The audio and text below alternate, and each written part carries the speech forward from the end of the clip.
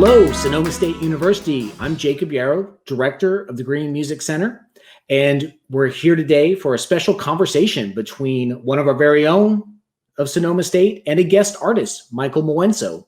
During the course of this school year, the Green Music Center has been pleased to have Michael Mwenso as an artist in residence. He's a remarkable musician and entertainer and thinker and a force for good in the world.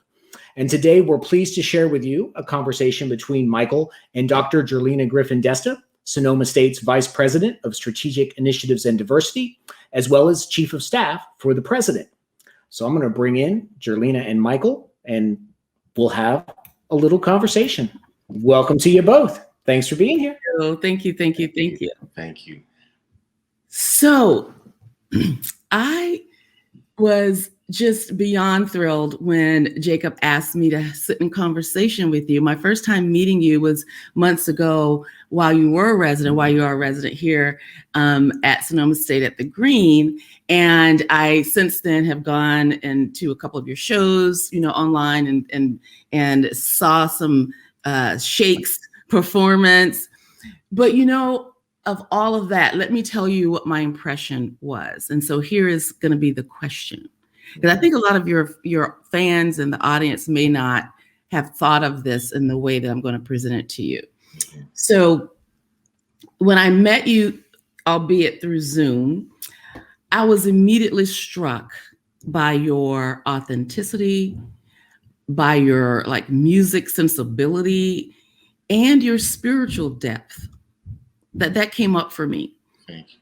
How much of what I see or others may see is innate, and how much do you have to usher into existence?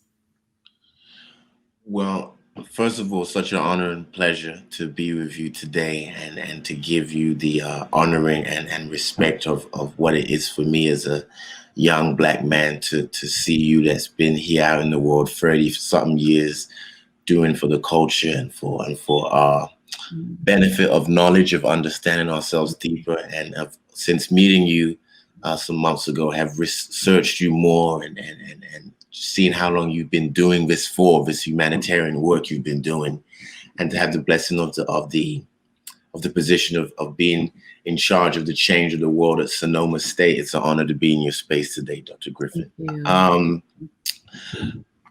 A lot of it is ancestral, in a sense that your grandmother has certain spiritual powers, and that flows through you. And my grandmother, she sees, she saw visions, she saw dreams. When my stepfather died, my mother was sadly driving the car, but my stepfather died. My grandmother saw it before it happened, but she had a dream and saw it. And then I also, when I was young child, for months, I would have a dream that my mother would leave me on the platform of a train and go on the train. As the ancestors have it, 6 months later, my mother was deported.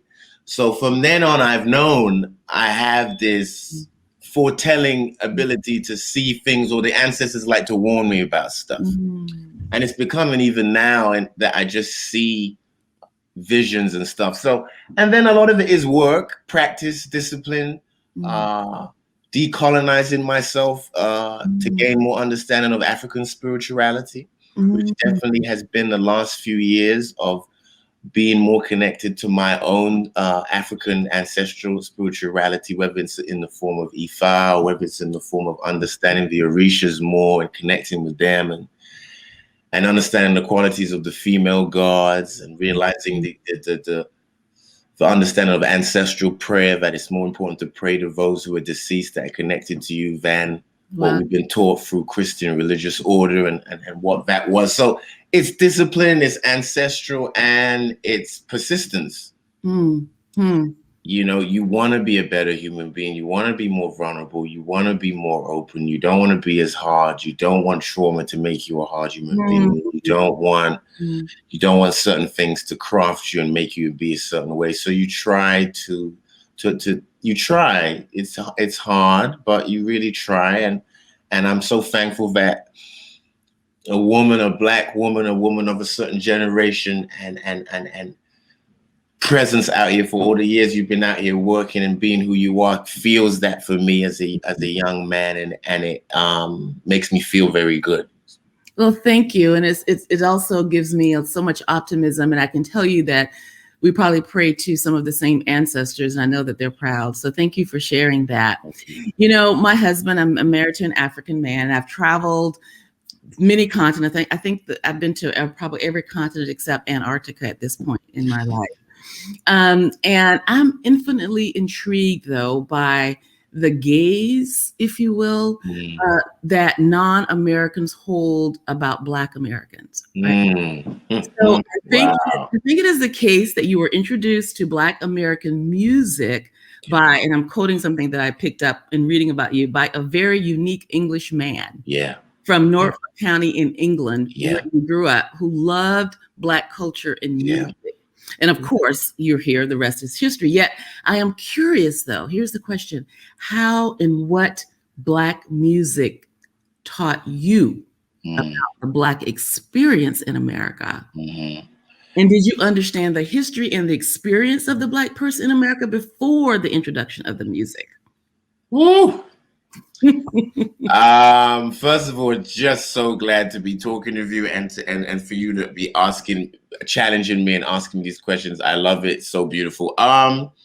You know, I was very lucky that I was born in Africa, and I say that in a sense that the grounding, the difference of non-Western civilization, in a sense of the rituals and traditions that are birthed from Africa, and that because even if you're just born there and just raised there, even to 10 years old, you get a deeper sense of the world. You're not gazed by the Western ideologies.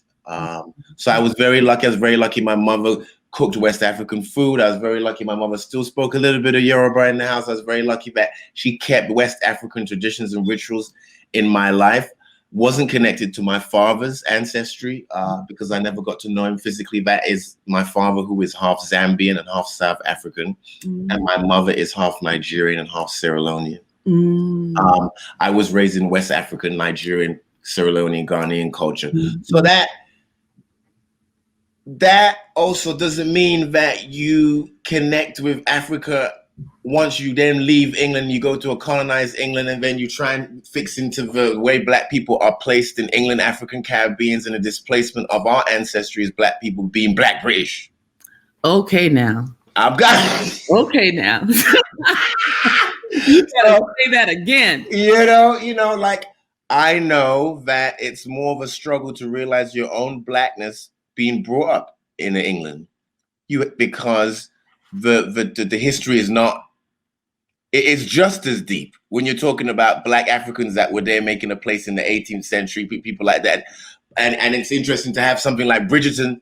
You know, if you're watching this, that's bringing Afrofuturism, but really bringing the reality of there was Black people and there was a lot of stuff happening. Exactly right. That's exactly right. You know, so, but that's interesting to watch. But then also, yes, now being so connected to being an African, being introduced to African American culture by this English Caucasian man, and then the Afro-American and all these musicians and mentors being that.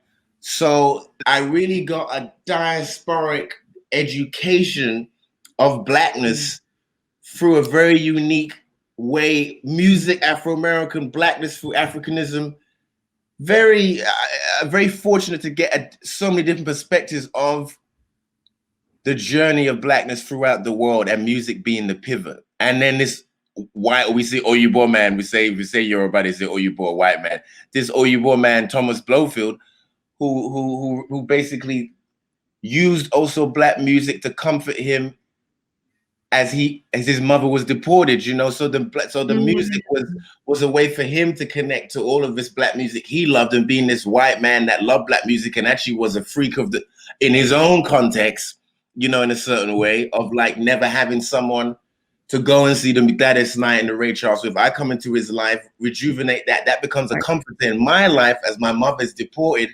And then I learn about Black people through the music. That's right. That's right. That's right. And I think I love that journey. And I love the man in being part of the diaspora, and then moving to, you, like you said, to an imperialist culture, Yes. you know, where the gaze on Blackness, as we know, has been, to put it, you know, problematic. So what I love about your story is your ability to take the love of the music and the artist over time, you know, and to really infuse that, I think, with the things that matter in this world. And you're doing just God's work with being out there, because I think I've seen a couple of your interviews that you do so well with these artists that may not have the name that everybody, but when I listen to your interviews and how you interconnect them with the time and with other artists and other singers or photographers or whatever, I just feel like, you know, this needs to be taught in school. So I'm really happy you're our residence expert here, because I think it is lacking in the normal discourse when we talk about, you know, the music and the history and the people, you know, and it kind of brings me to one of my final questions. No, because I think I want to carry on talking. So I hope there's a few more. I have about two more. Okay. Now I wonder your perspective on this. Yes. And we got to do a talk like this in person when we can do this in person, because I want to do we got to tell Yarrow and Becky Kell, we want to do a 2-hour summit, just me and you. And we hope they don't edit this out, because I told them we want to have a conversation. We just want to chat. We want to talk real, right? Yes. They can edit whatever they want to edit. So whatever. So I'm curious what you think about this, because of your level of expertise and I want to focus on jazz a little bit here. Yes. Which is, has jazz lost the African American, or has the African American lost jazz? I would have probably answered that another way 3 months ago. But I have been blessed in the last few months. Me and my creative partner, who you just met, John Diasporic, also is this rare, unique Italian-American spirit that fell in love with Black music. And then we connected over these last 10 or something years. Beautiful. And have now joined with also 2 incredible Black artists, female spirits, Camilla Long, Sharifa Ali, who have taught us to be facilitators of artist-led anti-racist. Artist-led, yeah. So then now when you ask me that question, Dr. Griffin, it's more of I'm realizing after a certain point of time, after jazz, Black people create the music, and it was their spaces, the spaces that we put the music in were not for Black people. And that's what this anti-racist work that I've been doing is realize that we didn't, after the jazz come from the Chitlin circuit and the clubs and the things like that and Black environments, once we now wanted this music to be also seen and revered in a certain way in the world, in the European world, we had to place it in European structures where then those spaces did not make it welcoming for Black people to continue to love and support the Black roots music. We go and see the blues. We look out there, we see the audience, we see the jazz, we look out there. Those spaces are not created for Black people to come and support it. That is fascinating. And that is only from just doing this work recently that I'm like, that's what it was. It wasn't Black people's fault. Because even me as a Black person, I checked that in myself. What happened? Why did you put Black people, my people? No, Michael, the spaces were not created for Black people to continue to support their art forms.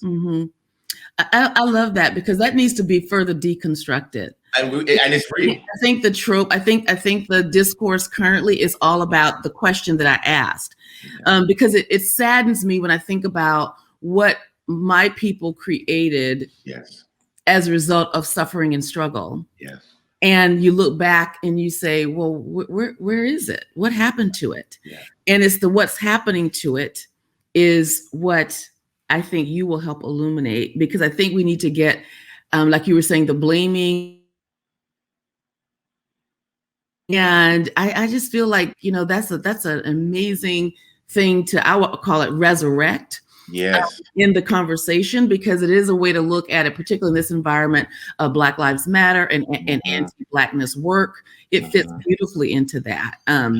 So I do have a question, though, about the current moment that we're in. you know, this whole idea of race reconciliation. Seems like everybody's paying attention to, you know, anti-racist work and that kind of thing. But, you know, for you, and you talked about this effort you're working on with this resident, with your partner, but how has, you know, the current moment that we're in, kind of post George Floyd, where everybody seemed to say enough is enough, but we'll see. How has your work, what you're doing, changed or shifted with your approach to like your writing or performance or anything like that? What has it meant to how it's driving your work now?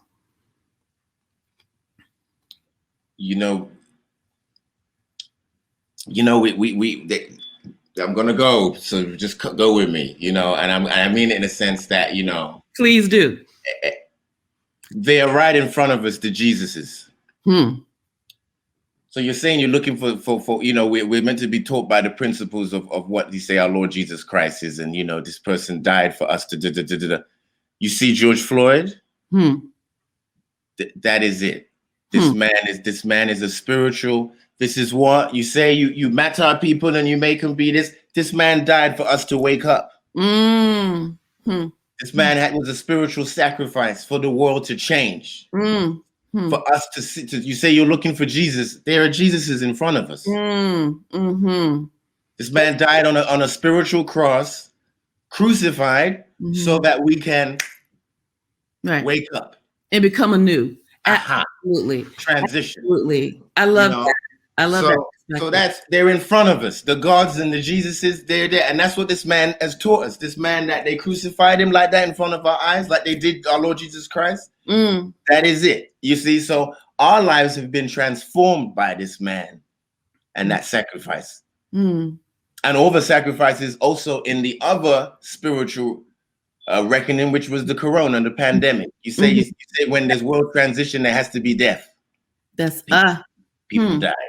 So me and the artist that I'm connected to and Jono, our lives have been transformed by this reckoning. It's why I'm in front of you. It's why it's why it's why we're able to do what we're doing. That Jacob Yao gives us a space and Becky to create this, because it's changed the way everyone thinks, the way everyone is approaching it, the way everyone is dealing with artistry, the way it's equalized everything. Now artists have the opportunity to really create new stuff. This man, the pain pivoted so much change in the world too. So my life, I thank the ancestors and the Orishas for George Floyd, because I can just see alone me, one person, and my brother Jono and others, how it has changed our lives for better in being able to bring all of this history and this great art and all this music and this creativity that these Black people did, and how we know it's important that we say their names and it's made it even more bellowing. And only through that, you know? Yeah, thank you for that perspective. I have been feeling what you're saying, but I wasn't sure the right words to use, because it's clouded with of course. You know, it's dark to say dark. that. I know. Right? Because of the injustice of it all. Of course. But of course. That I see you as, and so I appreciate that spiritual humanistic interpretation, and we can demand justice, right? Exactly. So I really appreciate. And the justice is all of this blessings that the ancestors have given us through this. That's exactly right. That's exactly right. That's beautiful. This is my last question. So think about this. At the end of any given day, and as you reflect on your day, and you'd say to your friends, partners, you know, wow, what a beautiful day I had. What would have happened that day for you? If I would say that? At the end of the day, you're just like on such high. And I were to say, well, what happened?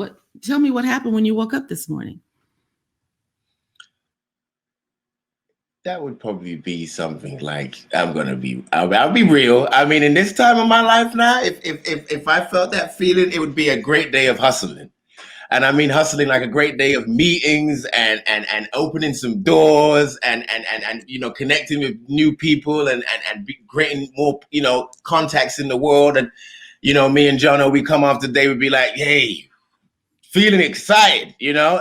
And that's what excites me now, doing the work, you know? Like we were up at, it's 6 p.m. in Buffalo. We were up at 6 a.m. talking to some people in London. Wow. And, you know, and that's exciting, you know, and this is all connected to question you said before and the opportunities and the way the world is changing and how the energy is flowing with the ability to do new stuff in the world, and the doors are opening in a different, new, beautiful, deeper way. It's all connected to that. George Floyd is affecting London. Oh, yes. All over the world. I was noticing all the different signs of protest, but not just the protests. It was happening. It was a whole Black thing. It was making the Black people in England now go, what about all these people here that we have the statues of, and we have this? Why have we people everywhere? If you know, that's powerful. In Nigeria, you saw what was happening in Lagos. Yes. Police department was crumbling. They were tired. In Africa was that's why, you know, it was spiritual, because it pivoted every place of Blackness. Africa went through it. America went through it. England went through it. Where you send all these people is where they went through it. Well, let me tell you, my brother, when I woke up this morning and knew that this was a day for me to be in conversation with you, I knew it was going to be an amazing time, amazing day. And, you know, we talk about being on these Zooms, and of course, you know, I'm working every hour on the hour, but it's the end of the day and I'm more energized than I normally am versus being tired. So thank you for that gift. I really appreciate it. And hopefully the audience will come to see you, not just in your musical creative self that they may know you as more intimately, but the deeply humanistic, spiritual being that you are walking this earth with us, that in this point in time, like you say, the ancestors, they know what they're doing. So. Oh, okay. Let me just give it back to you, because I need to do that. So thankful to be in the midst of excellence, intelligence, beauty, range, depth, the perspective of the female, which we need as men to grow, to nurture, to be questioned in the way you did, to challenge me about my humanity, my spirit, who I am, to engage the quality of my work and to have checked it out, to be an inspiration to me as an artist, but also as a humanitarian, someone who's been doing this 30-something years. You've inspired me. I thank you for your strength. I thank you for your commitment. I thank you I know how hard it has been for you to finally to get to a point of position, of prominence, of platform. So we say thank you, and thank you for all your tireless hard work that you've done out here doing what you do. Thank you, Dr. Griffin. And thank you. Thank you so much. This was so beautiful.